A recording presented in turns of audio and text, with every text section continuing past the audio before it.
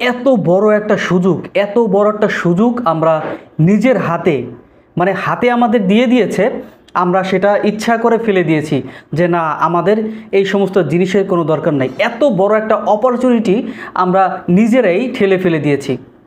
আজকের যেই ম্যাচটা হয়ে গেল আফগানিস্তানের সাথে, এত সহজ সমীকরণ বাংলাদেশের সামনে আগে কখনো ছিল আমার মনে হয় না। এত সুন্দর একটা সমীকরণ ছিল, 12 ওভার 1 বলে আমাদের 115 রান করতে হবে। সিম্পল একটা টোটাল। হ্যাঁ, এটা ব্যাটিং পিচ ছিল না, এটা বোলিং পিচ ছিল। বাংলাদেশ দল খুব ভালো বল করে আফগানিস্তান যে বড় একটা ব্যাটিং লাইন আপ তাদেরকে রুখে দিয়েছে। বাংলাদেশও আফগানিস্তানের ব্যতিক্রম নয়। তবে মানুষের একটা জোশ থাকে, একটা চাওয়া থাকে, বা একটা আকাঙ্ক্ষা থাকে যে আমাদের সামনে সেমিফাইনাল, টি-20 ওয়ার্ল্ড কাপের সেমিফাইনাল, যেখানে বড় বড় দল বাদ পড়ে গেছে, অস্ট্রেলিয়া, ওয়েস্ট ইন্ডিজ, এরকম বড় বড় দলগুলো বাদ পড়ে গেছে, এমন একটি ইভেন্ট, সেখানে আমরা সেমিফাইনালে যাচ্ছি, এমন একটা সুযোগ আমাদের কাছে আছে। 115 রান বেশি না। আপনি যদি দেখেন যে 12 ওভার 1 বল, তাইলে রান রেট আপনার 9 প্লাস, মানে 9 সাড়ে 9-এর মধ্যে থাকে আর কি রান রেট। তো আপনি যদি 7 করে প্রথম 5 ওভারে 7 করে নিতেন, বা প্রথম 5-6 ওভারে 7 করে নিতেন, বা 7 ওভারও 7 করে নিতেন, এরপরে 8 করতেন, 9 করতেন, এরপরে শেষে যখন আপনাদের উইকেট থাকতো তখন আপনারা মেরে খেলতেন। একটা চেষ্টা তো হতে পারতো। আমরা বাংলাদেশ দলের একটা প্লেয়ারের কোনো চেষ্টা দেখিনি।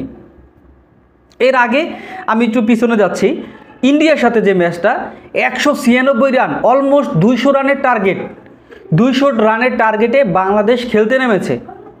ওই ম্যাচটাও বাংলাদেশের জন্য গুরুত্বপূর্ণ ছিল। ওই ম্যাচটা যদি বাংলাদেশ আরেকটু ভালো করতে পারতো, একটু ভালো করতে পারতো, তাহলে এই যে বড় একটা রান রেট বাংলাদেশের সামনে আজকে 12 ওভারে 115 রান করতে হবে, এইটা হয়তো আরও কমে যেত। হয়তো এমন হইতে পারতো যে 12 ওভারে 80 রান করা লাগতো, বা 60 রান করা লাগতো। যদি করতে পারতো তাহলে বাংলাদেশ সেমিফাইনাল যেতে পারতো। এই সমীকরণটা কিন্তু চলে আসতো। কিন্তু ভারতের সাথে ম্যাচটায় আমরা কি দেখেছি, যে 200 রানের টার্গেট ধাওয়া করতে চাই, একটা প্লেয়ারও ব্যাটেই জায়গায় না। মানে একটা আছে না যে একটা 6 মারার যে একটা শট, সেই শটেই দেখলাম না। কোনো একটা ব্যাটসম্যানের মধ্যে শট মারার কোনো প্রবণতা দেখলামই না। 2-1 ব্যাটার আছে, 2-1 4-6 মারতে পারে। তৌহিদ হৃদয় নামে 2-1 4-6 মেরে আউট হয়ে যায়। মোহাম্মদুল্লাহ রিয়াদ আছে, 2-1 4-6 মেরে আউট হয়ে যায়। আমাদের রিশাদ আছে, রিশাদের কথা না হয় বাদ দিলাম, সে একজন জেনুইন স্পিন বোলার, এবং তিনি দলের জন্য যা করেছেন, মানে তার বিরুদ্ধে কোনো কমপ্লেন নেই। ইভেন আমাদের যারা বোলিং সাইডটা আছে, বোলিং সাইড নিয়ে কোনো কমপ্লেন নেই এবারে বিশ্বকাপে। আমার ব্যাটিং সাইডটা নিয়ে কমপ্লেন। ভাই, তোরা 7টা ম্যাচ খেললি, প্রথম রাউন্ডে তোরা 4টা ম্যাচ খেললি, এরপরে সুপার 8-এ গিয়ে তোরা 3টা ম্যাচ খেললি। 7টা ম্যাচেও তোরা কেউ কিচ্ছু করতে পারলি না। 7টা ম্যাচে একটা মানুষকে এই ধরনের ইভেন্টে কতটা সুযোগ দেওয়া যায়, কতটা, 1টা 2টা 3টা 4টা 5টা ম্যাচ তোরা খারাপ খেল, যাক তোরা সব ম্যাচ খারাপ খেলছোস, কোনো মনে দুঃখ নাই। কিন্তু আজকের ম্যাচটা অন্তত, যেই ম্যাচটায় আমরা সেমিফাইনালে যেতে পারবো, টি-20 ওয়ার্ল্ড কাপের সেমিফাইনাল, এটা মুখের কথা না। বড় বড় দলগুলো অনেক কষ্ট করে, অনেক রান করে তারা আসছে, আর আমরা পারফর্ম না করেই সেই জায়গায় যেতে পারতাম। আমরা সেই জায়গায় না যেতে পারি, কিন্তু মিনিমাম যে প্রচেষ্টা, সেই প্রচেষ্টাও আমরা দেখলাম না কোনো একটা ব্যাটসম্যানের মধ্যে। যখন দেখলাম যে 13 বলে 29 রান লাগে, 13 বলে 39 রান লাগে, এমন একটা পর্যায়ে তখন মোহাম্মদুল্লাহ রিয়াদ, তিনি স্ট্রাইকে আছেন, মানে আছেন, ব্যাটিংয়ে আছেন। এরপরে আমাদের লিটন দাস, তিনি মনে হয় 35 রান করে ফেলেছেন, তখন তিনি স্ট্রাইকে আছেন। তাহলে এইরকম দুইজন ব্যাটসম্যান, তারা তখন আমাদের 13 বলে 39 রান বা 38 রানের মতো লাগে, তখন তারা কি দেখলাম, তো সিঙ্গেলস নিচ্ছে, সিঙ্গেলস তারা অদল বদল করছেন, আবার দেখি চরমভাবে ঠ্যাক দিচ্ছেন, ডিফেন্ড করতেছেন। What is this? মানে 38 রান লাগবে 2 ওভারে। আমি জানি এটা বাংলাদেশের ব্যাটসম্যানদের পক্ষে সম্ভব না, কিন্তু একটা প্রচেষ্টা অন্তত 2টা 6 তো মারতে পারতেন বা 2টা 4 মারতে পারতেন, কিন্তু আপনারা কি করছেন?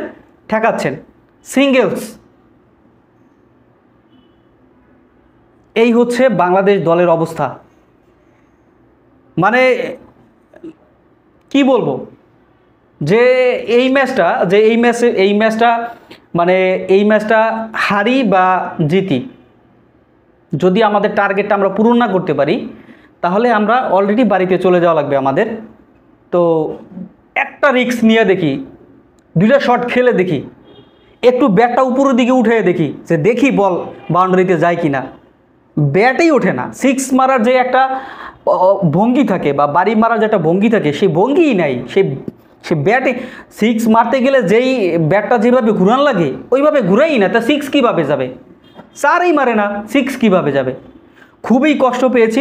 এবং বাংলাদেশের আসলে আমি দেখতেছিলাম যখন ফেসবুক স্ক্রল করতেছিলাম, এত পরিমাণ গালি আর এত পরিমাণ দোয়া বরদোয়া দিচ্ছে মানুষ বাংলাদেশ দলকে, যা বলার কথা না। এইরকম মানে বরদোয়া বা এইরকম গালি আর কখনো বাংলাদেশ দলে, আমি মনে করি বাংলাদেশ দলকে কখনো কেউ দেয়নি।